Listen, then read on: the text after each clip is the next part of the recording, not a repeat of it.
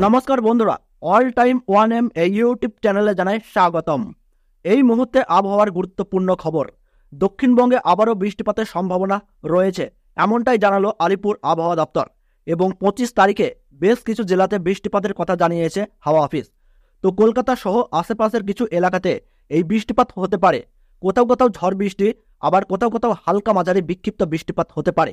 সঙ্গে থাকবে বজ্র বিদ্যুতের ঝলকানি ও দমকা ঝোড়ো হওয়ার দাপট।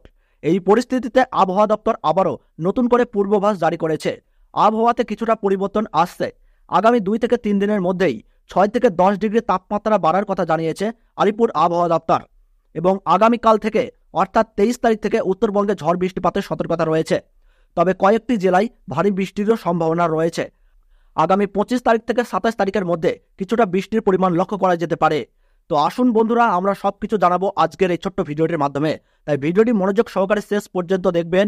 আর ভিডিওটি ভালো লাগলে একটি লাইক করবেন। বর্তমানে আপনার জেলার আবহাওয়া কেমন রয়েছে, কোন জেলা থেকে দেখছেন, ভিডিওর কমেন্ট বক্সে কমেন্ট করে জানিয়ে দেবেন। এবং প্রতিদিনের প্রতি মুহূর্তের গুরুত্বপূর্ণ লেটেস্ট আবহাওয়ার খবর জানতে আমাদের এই অল টাইম ওয়ান এম এই ইউটিউব চ্যানেলটি সাবস্ক্রাইব করে সঙ্গে থাকবেন। রোদ বৃষ্টির খেলায় মেতেছে রাজ্যের আবহাওয়া। নিয়মিত ভোল বদল, কখনো উকি দিচ্ছে রোদ, কখনো ঘন কালো মেঘে ঢাকছে আকাশ। আর তারপরই শুরু বৃষ্টি। বৃহস্পতিবারও অধিকাংশ জেলায় মেঘলা ছিল আকাশ। ঝড় বৃষ্টিও চলেছে উত্তরবঙ্গে, ভিজেছে দক্ষিণবঙ্গ।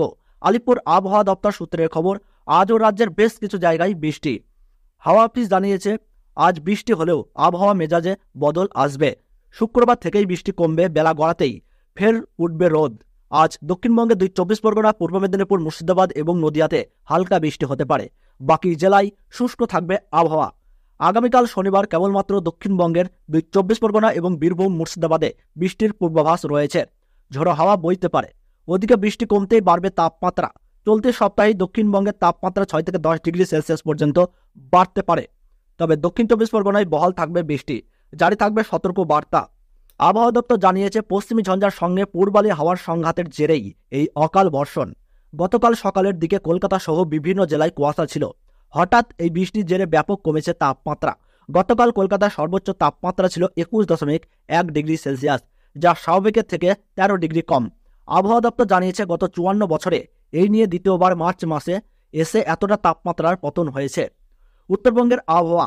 দক্ষিণবঙ্গে দুর্যোগ কমার সম্ভাবনা থাকলেও উত্তরবঙ্গে বৃষ্টিপাত বজায় থাকবে সপ্তাহ জুড়েই। শনিবার পর্যন্ত উত্তরবঙ্গে অধিক বৃষ্টির সম্ভাবনা রয়েছে। নিম্নচাপ অক্ষরেখা উত্তরবঙ্গের উপর দিয়ে যাবে, যার কারণে বঙ্গোপসাগর থেকে জলীয় বাষ্প চলে যাবে। শনিবার কোচবিহার, জলপাইগুড়ি এবং আলিপুরদুয়ারে মাঝারি থেকে ভারী বর্ষণ হতে পারে। এছাড়া বাকি জেলায় হালকা থেকে মাঝারি বৃষ্টির সম্ভাবনা রয়েছে।